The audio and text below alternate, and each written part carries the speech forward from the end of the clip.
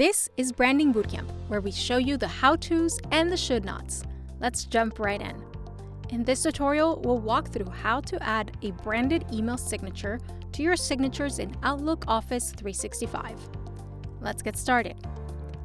First, download the email signature template file from the Branding Guidelines webpage under the email signature formats. To create your email signature in Office 365, log into MyMC. Click on Check Your MC Email Office 365 in the Resources box. Click the gear icon located in the upper right corner. Click on Account. Next, click on Signatures. Click on New Signature. Enter a name for your new email signature. Open the email signature template file you downloaded in Microsoft Word. Highlight the pre-formatted email signature and copy by pressing Ctrl+C.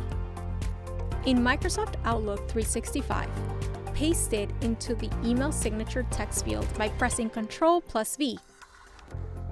Then edit your signature's contact information. That's it! You now have an email signature consistent with our brand.